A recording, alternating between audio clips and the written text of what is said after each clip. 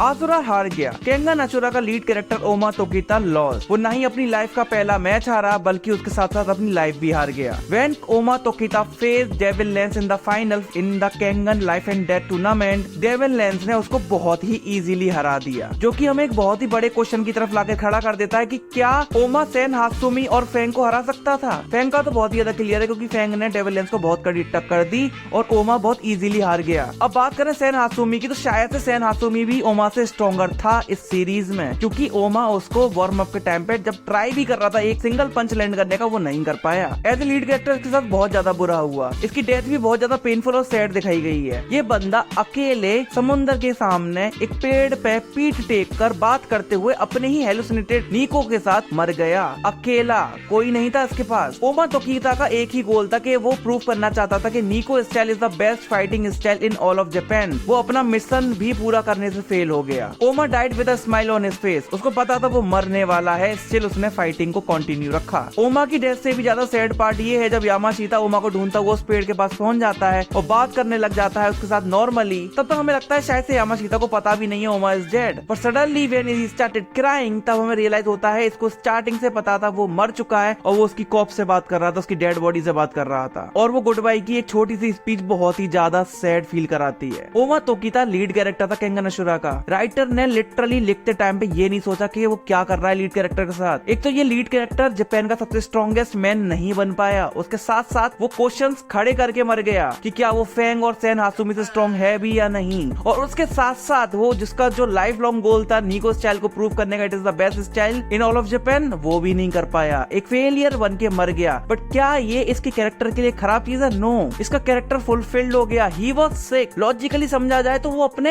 Literally death की verge पर लड़ रहा था and still he give his everything और वो फाइनल तक पहुंचा। इवन डेविल लेंस ने उसकी रिस्पेक्ट करी। अब डेविल लेंस सबसे स्ट्रॉन्गेस्ट कैरेक्टर है जापान में और केंगन अशुरा की सीरीज में। बट क्या वो ओमा तोकिता से जीत पाता अगर ओमा का नीको स्टाइल उसको नहीं पता होता? ओमा के साथ मरने से पहले दो चीज अच्छी हुई। पहली, उसको पता चल गया कि नीको स्टाइल कहाँ से आया था और उसकी क्या कहानी है। और दूसरा था ओमा का सेल्फ सेटिस्फेक्शन, क्योंकि मरते टाइम पे भी उसके चेहरे पे एक स्माइल थी कि उसे पता था कि हाँ उसने अपना बेस्ट दिया है। So this show Kangen Ashura gives you a lead character जो कि दुनिया नहीं जीत पाया। दुनिया तो छोड़ो, जापान नहीं जीत पाया। और उसके साथ साथ क्वेश्चंस भी छोड़कर चला गया कि क्या वो थर्ड या सेकंड स्ट्रॉन्गेस्ट मैन भी था इन जापान या नहीं। अब कहने वाले कहेंगे वो सिख था इसलिए हार गया, अगर सिख नहीं होता तो वो जीत जाता। बट बात वही है ना कि सीरीज में तो सिख ही दिखाया है ना उसे, तो we will never know and it is how it is and we just have to accept the fact that sometimes lead characters भी अपना ड्रीम फुलफिल नहीं कर पाते हैं और वो मर जाते हैं। वाओ।